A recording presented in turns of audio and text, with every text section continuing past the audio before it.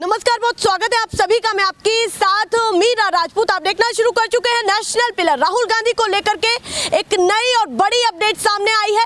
राहुल गांधी के मामले में एक नया मोड़ सामने आया है। जिन पूर्णेश मोदी ने उनके खिलाफ केस दर्ज किया, जिसको लेकर के उनकी सांसदी गई, जिसको लेकर के 2 साल की सजा हुई, जिस केस को लेकर के अब वही पूर्णेश मोदी आफत में फंसते हुए दिखाई दे रहे हैं, क्योंकि उनसे जवाब मांगा गया है। कांग्रेस ने घेर लिया है। 7 तर्क उन्होंने याचिका दायर करते हुए दी है, यानी कि चैलेंज किया है उन्होंने और 7 तर्क दिए हैं राहुल गांधी ने।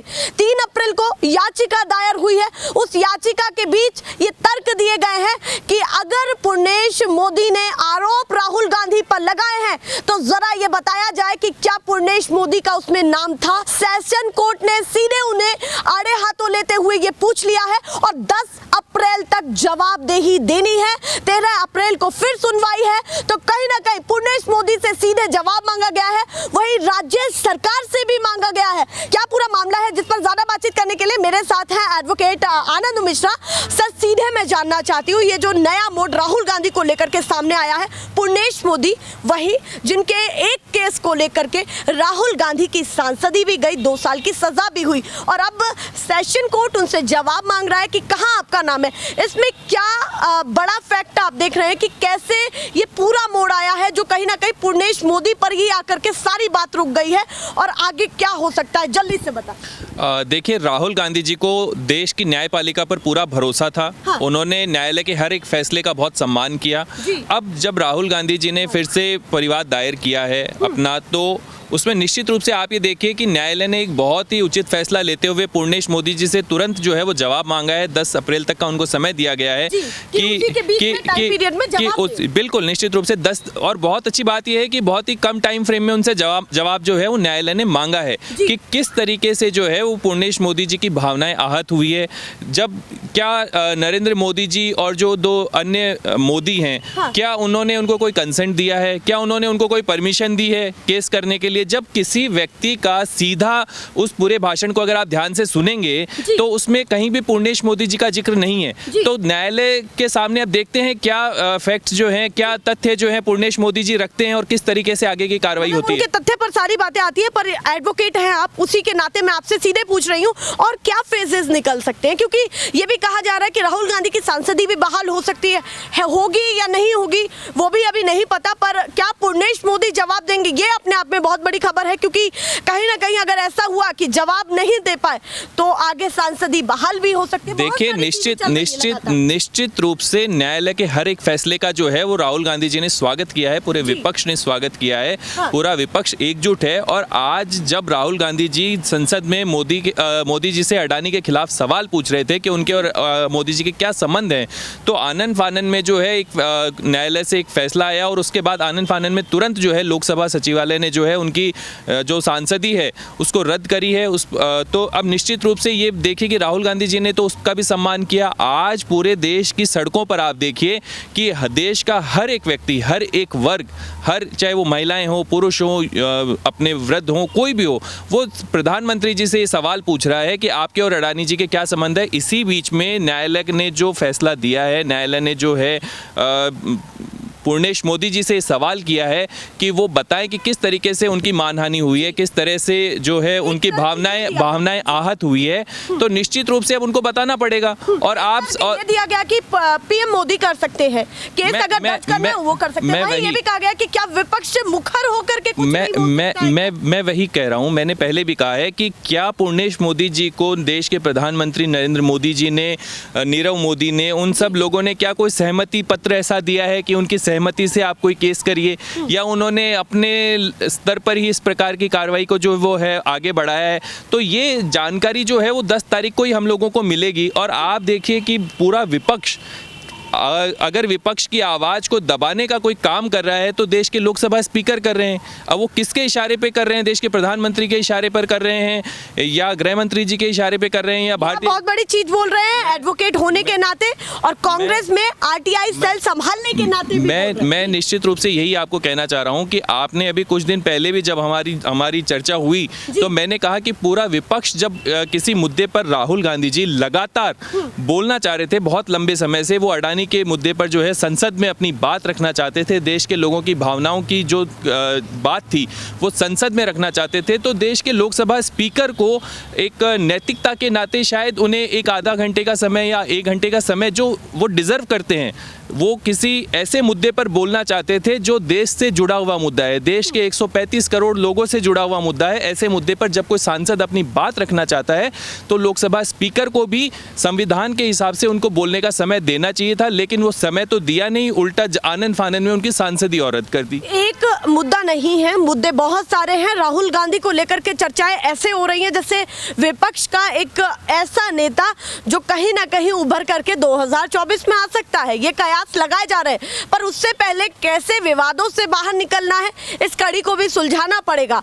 और ये जो अपील दायर हुई है उसमें एक और तर्क दिया गया, हालांकि 7 तर्क दिए गए हैं। मैं यहाँ पर क्लियर कर देती हूँ कि राहुल गांधी के द्वारा 7 तर्क दिए गए हैं, जिसमें से एक था कि पीएम मोदी केस दर्ज कर सकते हैं, जो पीड़ित पक्ष है वो केस दर्ज कर सकता है। वहीं ये भी कहा गया कि विपक्ष को क्या प्रखर होकर के आवाज उठाने का हक नहीं है। वहीं तीसरी बात कही गई है कि शिकायत में कहीं ना कहीं राजनीति लग रही है, राजनीति से प्रेरित ये पूरा मामला लग रहा है, ऐसा कहा गया। उसको कैसे देखते हैं? देखिए, भारतीय जनता पार्टी और इनके जो नेता हैं, चाहे वो छोटा नेता हो या बड़ा नेता हो, हाँ। इन्होंने तमाम वो हथकंडे अपनाने की कोशिश की है जिससे इस समाज को बांटा जा सके। कांग्रेस पार्टी ने, देश के नेता राहुल गांधी जी ने पूरे देश को जोड़ने के लिए एक बहुत बड़ी मुहिम निकाली, जिसके आप सब लोग गवाह हैं, जिसमें समाज का हर एक वर्ग जुड़ा, हर एक पार्टी के लोग जुड़े, पॉलिटिशियंस भी थे, ब्यूरोक्रेट्स भी थे, हर तरह के लोग उसमें जुड़े। आज जब भारतीय जनता पार्टी के लोग इस तरह की हरकतें करते हैं, चाहे वो पूर्णेश मोदी जी हों या आप निचले स्तर पर देखिए किस तरीके से इनकी आए दिन जो है फेसबुक की नकली आईडीज़, ट्विटर की नकली आईडीज़ इनकी रोज़ सस्पेंड होती है।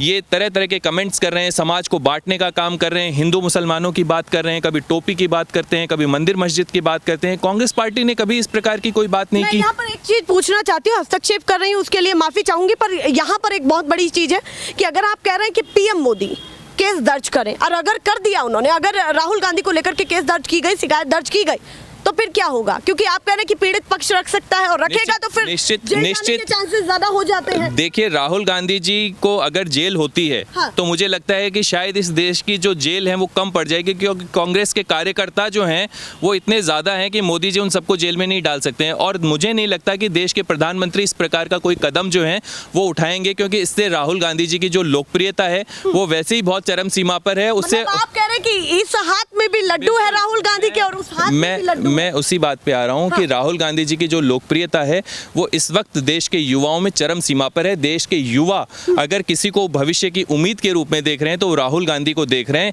और ऐसी स्थिति में देश के, ऐसा लगता है आपको? मुझे नहीं लगता है। सत्ता में बैठी पार्टी है, बहुमत के साथ आई हुई मुझे नहीं लगता है, मुझे नहीं लगता है। ये देश के युवाओं की आवाज है।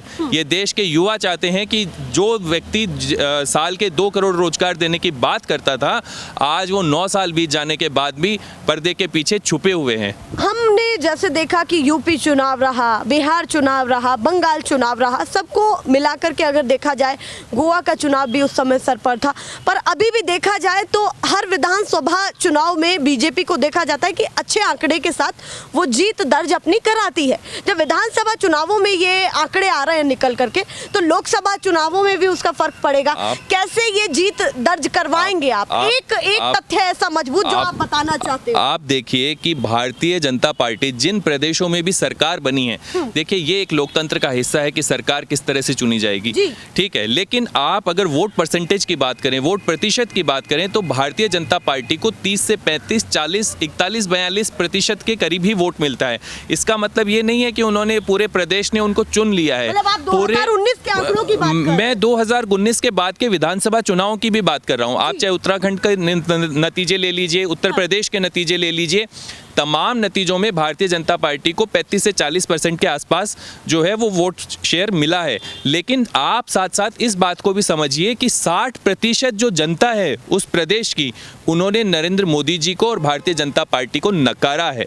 अब वो वोटों के डाइवर्जन की वजह से वोट बिखराव हो गया, वोट बंट गए, इस वजह से भारतीय जनता पार्टी के जो कैंडिडेट हैं वो जीत जाते हैं। मैं यहाँ पर अंतिम जो सवाल है मेरा पूर्णेश मोदी को ही लेकर के करना चाहूँगी कि पूर्णेश मोदी अगर इसका जवाब नहीं दे पाए तो उन पर क्या कानूनन कार्रवाई हो सकती है आपकी तरफ से, या फिर मैं ये कहूँ कि कांग्रेस की तरफ से? निश्चित रूप से कांग्रेस पार्टी और हमारे जो लीगल सेल, जो हमारे अधिवक्ता हैं, बड़े जो वकील हैं, वो निश्चित रूप से इस पर कोई ना कोई कार्रवाई होगी। और मैं पूर्णेश मोदी जी से इस प्रकार की अपेक्षा कभी नहीं कर सकता था, क्योंकि भारतीय जनता पार्टी के नेताओं को इस वक्त अन्य मुद्दों पर चर्चा करनी चाहिए जो देश हित में हो, ना कि किसी समाज हित की भावनाएं आहत हुई है या नहीं हुई है। ये मुद्दे इस वक्त देश के मुद्दे नहीं हो सकते। कुछ ऐसा भी देखा जा रहा है कि कॉमन फैक्टर इतना ज्यादा कैसे हो गया कि कर्नाटक में चुनाव है, कर्नाटक से ही ये विवादित बयान निकला और कर्नाटक के चुनाव से पहले ही फैसला आ गया। ये तीनों बातों की कड़ी को कैसे आप देखिए कि भारतीय जनता पार्टी और देश के प्रधानमंत्री नरेंद्र मोदी जी, अमित शाह जी, जेपी नड्डा जी, तमाम लोग जो हैं वो जब कभी भी चुनाव आते हैं, चाहे वो लोकसभा के चुनाव हो या विधानसभा के चुनाव हो, वो देश की जनता का ध्यान भटकाने के लिए, मतदाताओं का ध्यान जो मुद्दे हैं उनसे भटकाने के लिए इस प्रकार के जो कृत्य हैं वो करते रहते हैं। ये कोई नई बात नहीं है, लेकिन मुझे लगता है कि इस बार जो है वो ट्रेंड बदलेगा और कर्नाटक से जो है इनकी विदाई की शुरुआत होगी। ये भी कहा गया कि कहीं ना कहीं उसी जगह से राहुल गांधी दहाड़ेंगे जहां से विवादित बयान निकला, वहीं जाएंगे, वहीं पर बोलेंगे, वहीं से रैली करेंगे, यानी कि कर्नाटक से करेंगे। उस पर भी क्या कहना है कि जरा भी डर नहीं है क्या कि एक जो भारत जोड़ो यात्रा में लाइन वायरल हुई कि डरो मत, तो क्या उसको बहुत ज्यादा सीरियस लिया है? आप देखिए, राहुल गांधी जी ने इस देश के तमाम उन लोगों को ताकत देने का काम किया है, चाहे वो युवा हो, महिला हो, बुजुर्ग हो, आदिवासी हो, तमाम वो वर्ग जो इस वक्त देश के इस प्रकार के माहौल से डरे हुए हैं, सहमे हुए हैं, उन सब लोगों को ताकत दे रहे हैं और कह रहे हैं कि डरने की जरूरत नहीं है, मैं आप लोगों के साथ हर एक कदम पर खड़ा हूं। तो मतलब सांसदी खत्म हुई है, उससे कोई डर भय नहीं है, कांग्रेस को जरा भी कोई इम्पैक्ट नहीं पड़ा है पूरी पार्टी पर या कार्यकर्ताओं पर? आप ये इस प्रकार की बात क्या कर रहे हैं कि सांसदी कोई महत्वपूर्ण चीज थोड़ी है। जिस व्यक्ति ने 3500 किलोमीटर पदयात्रा चलकर देश के हर एक वर्ग की आवाज को ताकत देने की काम किया हो, और वो व्यक्ति क्या सांसदी के लिए लड़ रहा है? सदन में आपको जाना पड़ेगा ना मुद्दों को उठाने के लिए। देखिए, विपक्ष है, के बिना तो कुछ देखिए नहीं, सदन अपनी जगह है, सड़क अपनी जगह है। किसान आंदोलन जब हुआ था तब कौन सा नेता सदन में था? पूरा किसानों ने एकजुट होकर हाईवे जाम किए, सड़कों पर बैठे रहे, 13 महीने तक जो है आंदोलन चला और आखिरकार जो है जीत किसानों की हुई। तो इस सरकार को झुकाने का काम इस देश का आम आदमी करेगा, इस देश का किसान और इस देश का नौजवान करने का काम करेगा। तो इस मुद्दे को आप पूरी तरीके से पॉजिटिव ले रहे हैं, कैसे ले रहे हैं कि अंत में क्या इसका निष्कर्ष निकलने वाला है? देखिए, मैं आपके माध्यम से देश के प्रधानमंत्री जी से ये अपील करना चाहूंगा कि देश के जो मुद्दे हैं, जो ज्वलंत मुद्दे हैं, जो महंगाई है, बेरोजगारी है, महिला सुरक्षा है, हमारे निवेशकों के पैसे हैं, अडानी जी जैसे मुद्दों पर उनको खुलकर बोलना पड़ेगा। इस देश के लोग जब वो हर महीने मन की बात करते हैं तो हम लोग ये अपेक्षा करते हैं कि शायद इस बार वो देश के मुद्दों पर कुछ बोलें। लेकिन प्रधानमंत्री जी कब तक सत्ता के पर्दे के पीछे छुपकर जो है अपने आप को छुपाए रखेंगे, ये देखने वाली बात होगी। धन्यवाद। क्या वो कह रहे हैं कि कहीं ना कहीं ऐसा भी हो सकता है कि पूर्णेश मोदी मामले पर राहुल गांधी ने जो अपने तर्क रखे हैं वो वही बीजेपी नेता पर ही ना भारी पड़ जाए? वही बहुत सारे और भी तर्क रखे हैं कि मोदी सरनेम कोई समुदाय नहीं है। वही ये भी कहा गया है कि इसमें पूरी शिकायत में राजनीति से प्रेरित ये पूरा मामला लग रहा है। तर्क तो बहुत सारे हैं, अपडेट भी लगातार राहुल गांधी को लेकर के आ रही हैं।